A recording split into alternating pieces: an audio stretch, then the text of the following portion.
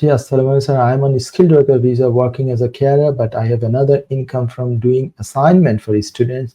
The income is undeclared and will it hamper my ILR? এখন ইনকামটা ব্যাংকে যদি আসতেছে, আমার মনে হয় ব্যাংকে, এখন তো ব্যাংকে ট্যাংকে অনেক বেশিরভাগ টাকা পয়সা লেনদেন হয়, এবং ব্যাংক যদি এটা ট্রিগার করে তাহলে এবং হচ্ছে যে এই ইনকামটা একটা হচ্ছে যে একজন একটা ইনকাম করছে, সেটা এইচএমআরসি কে ডিক্লেয়ার করছে না, একটা সেলফ এমপ্লয়মেন্ট আমি ধরে নিলাম, স্কিলড ওয়ার্কারে সেলফ এমপ্লয়মেন্টের হিসেবেও কাজ করার কিছু কিছু স্কোপ আছে যদি সেই কাজের লেভেলটা হয় যে এলিজিবল জব কোডের আওতায়।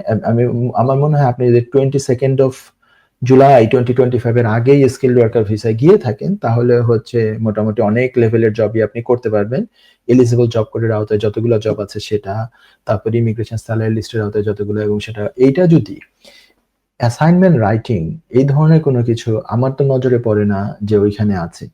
এখন এই অ্যাসাইনমেন্ট রাইটিং, আরেকটা জিনিস হচ্ছে যে পুরো জিনিসটাই কি মানে আনএথিক্যাল কিনা।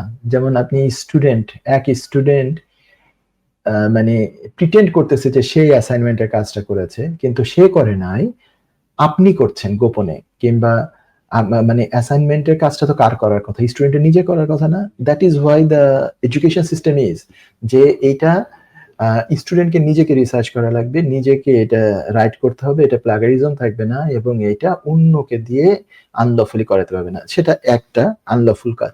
সেকেন্ড আনলফুল কাজ হচ্ছে আপনার যদি স্কিলড ওয়ার্কারে এই ধরনের এই কাজটা করার রাইটই নাই তারপর আপনি করছেন, সেটা হলো সেকেন্ড আনলফুল কাজ।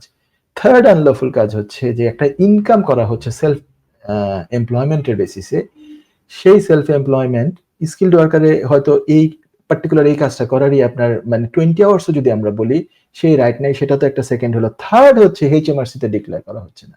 So there are so many, মানে একটার সাথে একটা লিঙ্ক আমি দেখতে পাচ্ছি, সবগুলোই যেটা হচ্ছে আইনে কভার করে না।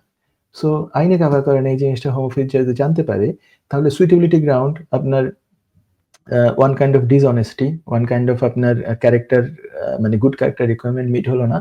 তো হোম অফিস এগুলো জানলে তো অবশ্যই আপনার আইএলআর এর সমস্যা হবে। তো আমি এই ধরনের কাজ করা থেকে বিরত থাকার জন্যই অনুরোধ করব। খুব চমৎকার কোয়েশ্চেন, আপনি হয়তো এটা রিয়ালাইজও করেন নাই যে এটা কি, এটা তবুও রিয়ালাইজ কিছু হলেও করেছেন, এই জন্য প্রশ্ন করেছেন, কিন্তু হয়তো যখন করছিলেন সেটা আপনি কারণ এক হচ্ছে যে অন্যের জন্য অ্যাসাইনমেন্ট করে দেওয়া, এটা এটা একটা ইয়ে কাজ, মানে লফুল না, আনলফুল কাজ। অ্যাসাইনমেন্ট স্কিলড ওয়ার্কার ভিসা থাকা অবস্থায় করা, এইটাও এক ধরনের মানে ইমিগ্রেশন রুল ব্রিচ করা হয়ে গেল। 3 নাম্বার হচ্ছে যে income undeclared to HMRC, that is another মানে মানে আনলফুল অ্যাক্ট হয়ে গেল। So all together that is actually it triggers everything. আপনার ব্যাংক স্টেটমেন্ট এগুলো আগামীতে আস্তে আস্তে হোম অফিসের সব জায়গাতে অ্যাক্সেস থাকবে, ঠিক আছে? Then that will create any problem ইনশাল্লাহ। ঠিক আছে, থ্যাংক ইউ, আপনি আশা করি প্রশ্নটা পেয়েছেন।